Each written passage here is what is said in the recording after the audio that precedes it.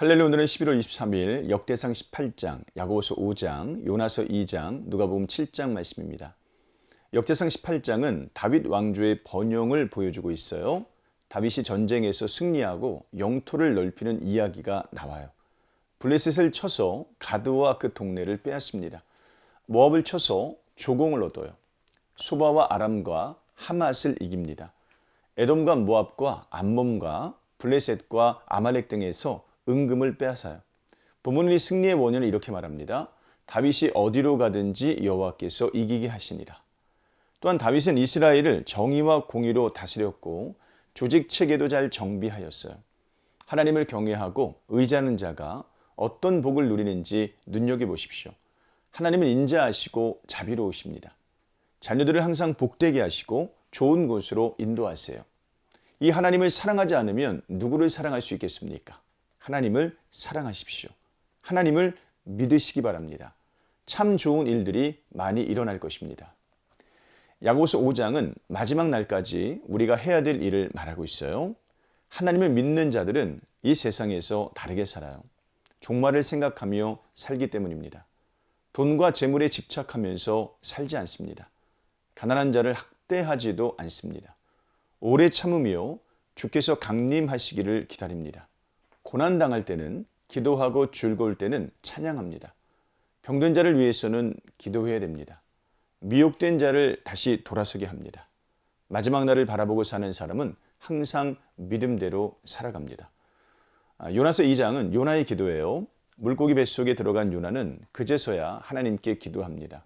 고난 때문에 하나님께 반응하는 것이죠.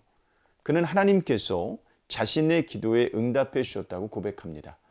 물에 떨어졌을 때 구원해 주신 사건을 기억하고 있는 거예요. 내가 주의 목전에서 쫓겨났을지라도 다시 주의 성전을 바라보겠다 하였나이다. 그리고 구원이 하나님께 속해 있다고 외치며 기도를 마칩니다. 고난은 힘겹지만 때로는 축복이 됩니다. 고난 때문에 하나님을 찾을 때입니다. 고난이 수단이 되어 하나님 앞으로 나아갈 수만 있다면 고난도 축복이 될 수 있습니다. 요나는 고난 때문에 다시 한번 하나님을 간절히 붙들어요.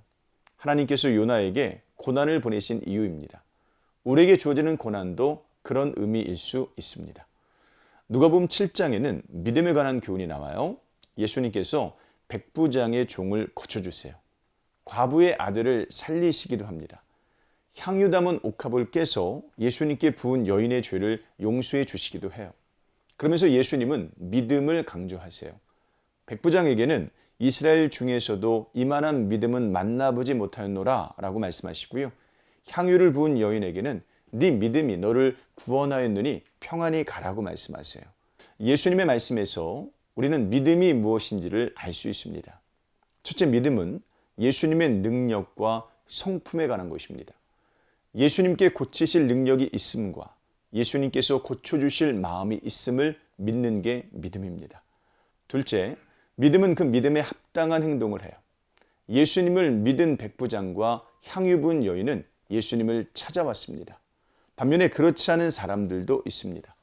예수님은 이 세대의 사람을 비유하시면서 피리를 불어도 춤을 추지 않고 곡을 하여도 울지 않는다고 말씀하세요.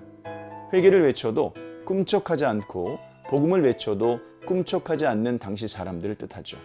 참된 믿음은 믿음의 대상이 되시는 하나님을 믿고 반응하는 것입니다.